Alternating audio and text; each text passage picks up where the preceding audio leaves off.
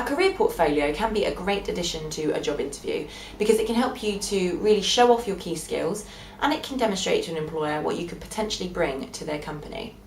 Now, traditionally, a career portfolio is a bound document, but obviously lots of people are now moving online, creating their career portfolios online and including the URL links on their CVs. But either way, a career portfolio should be a snippet of your work achievements, and it should show off things that you're really proud of, that you want a potential employer to know. So it could include, statistics of sales figures you've made in a previous company. It could be quotes from references from your CV, or it could be photos of an event that you've organised. Anything really that you want to show off and show that you've achieved in the workplace.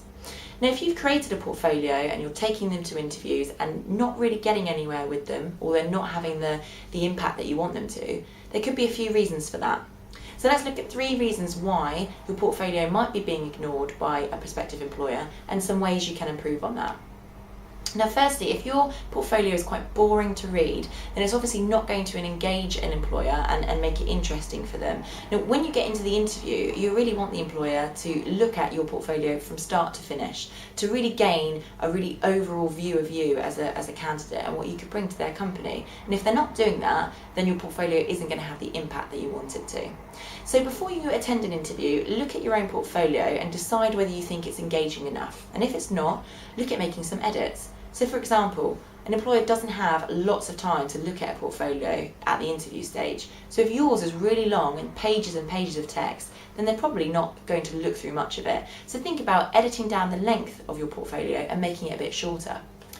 If your portfolio is just full of text and stats and figures, then think about potentially putting some photos in or images or a bit of colour to really vamp it up and make it look a bit more interesting. And secondly, if your portfolio isn't relevant to the role you're applying for, then it really isn't going to interest the employer that much. They want to be looking at your portfolio as an additional extra to your CV. They want to look at your CV and see the skills you've got, but then they want to see your portfolio as the skills you've actioned in the workplace. And if you're including snippets from jobs or companies that aren't relevant to the company you're applying to, then it's going to be that much harder for the employer to visualise the impact you can have on their business. So before you go to a job interview, reread the job description and visit the company's website, look at your own portfolio and take out anything that's not relevant and just think about keeping it interesting to that particular employer. And also, you need to think about the design of your portfolio too, whether that's online or offline. If you go into an interview and you present the employer with a poorly laid out, badly designed portfolio, not only is it going to be hard for them to navigate the content, but it's also going to make them switch off and potentially think about how professional you might be in the workplace.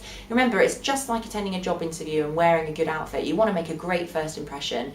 So look back on your own design of your portfolio and think about changing it and making it look really appealing so that when it lands in front of the employer, they can't help but read through it all. Now, hopefully you can put these 3 tips into action and they can improve your portfolio and hopefully improve your overall job interview offering.